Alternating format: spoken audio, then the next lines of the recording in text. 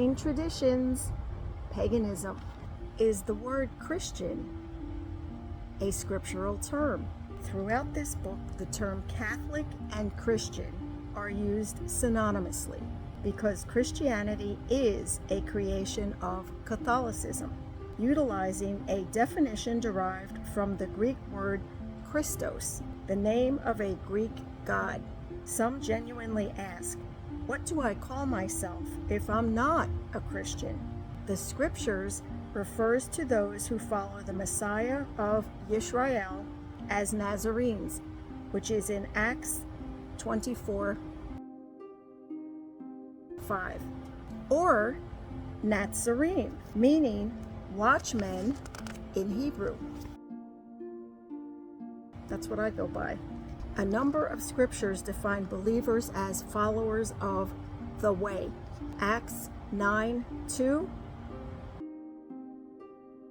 19:9, 24:14 through 22, etc.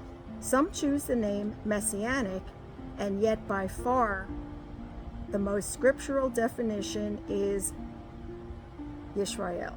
If you're feeling offended that your religion has been lumped together under the same belief as all these Christian religions, then pause and ask yourself, why have you chosen to label yourself with a title the pagans did? According to a follower of the Greek Christos, the Messiah of Israel is who we ought to be following, and the teachings and commands found in the Word, not traditions and customs of pagans. This book will use scripture to determine just how far off some of Christianity's cherished traditions and doctrines truly are. Again, this is by no means an exhaustive study into those topics, and it is recommended that you, the reader, apply yourself like the Bereans spoken of in Scripture.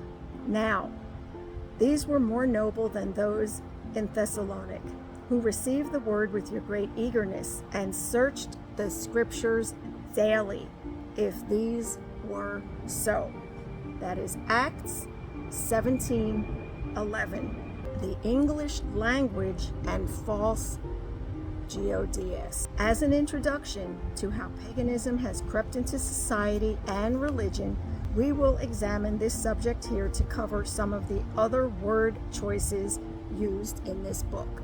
The English language is an evolved mixture of languages, including Greek and Latin,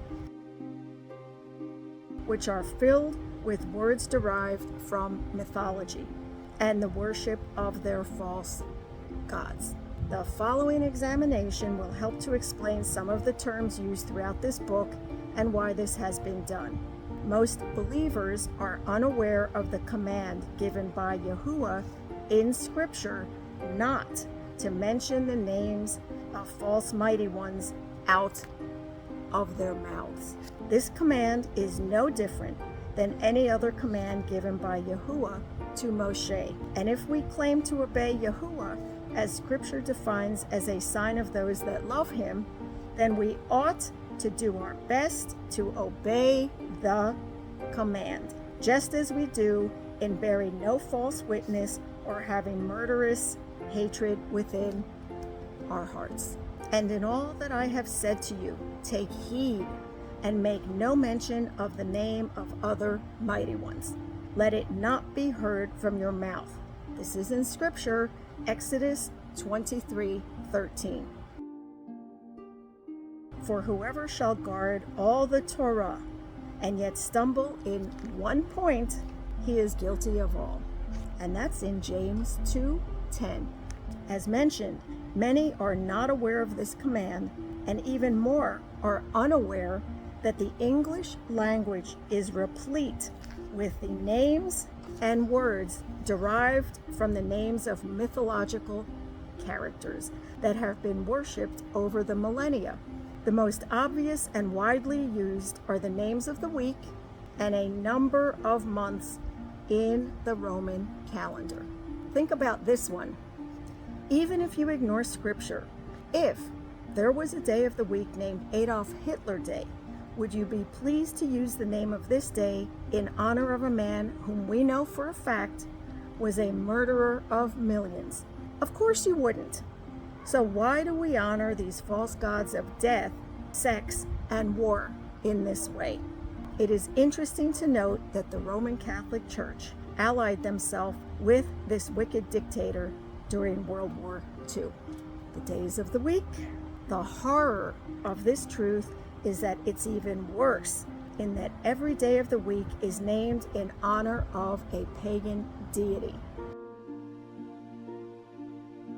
Sunday, Day of the Sun, originally from Latin, Deus Solis, in honor of the sun god Sol, S-O-L.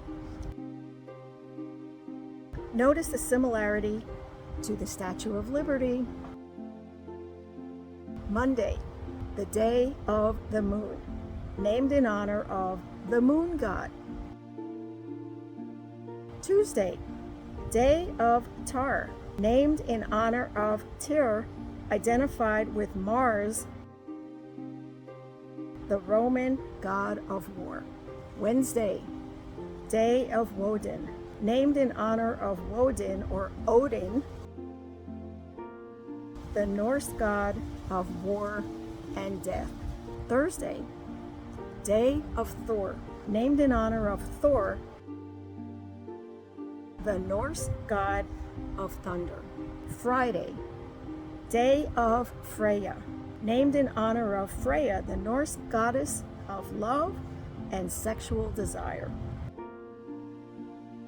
One and the same with Venus. Saturday, Day of Saturn, named in honor of Saturnus,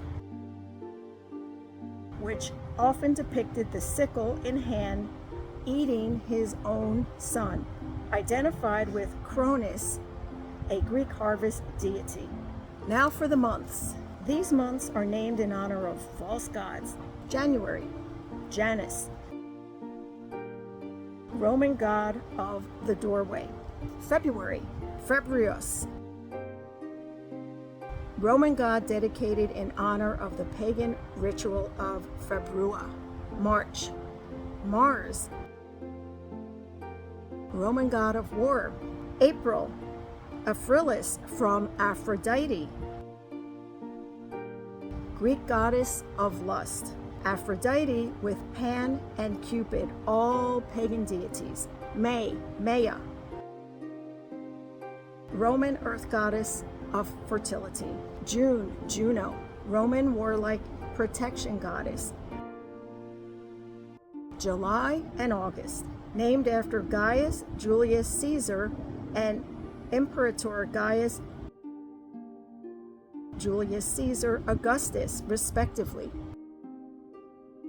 Neither are gods, of course, but both were pagan rulers, something the scripture forbids appointing.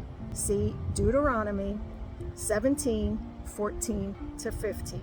It is noteworthy that the Iceland seceded in renouncing the names of pagan name months back in 1100 CE. Even the majority of Muslims refused to name the months according to paganism.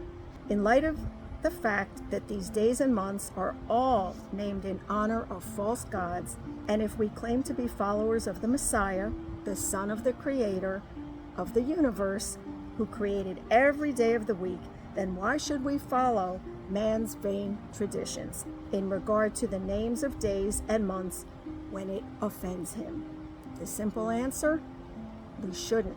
It is also interesting to note that a large percentage of these gods of war, death, and sex, so as not to go in among these nations, these who remain among you, and make no mention of the name of their mighty ones, nor swear by them, nor serve them, nor bow down to them. This is Joshua 23:7.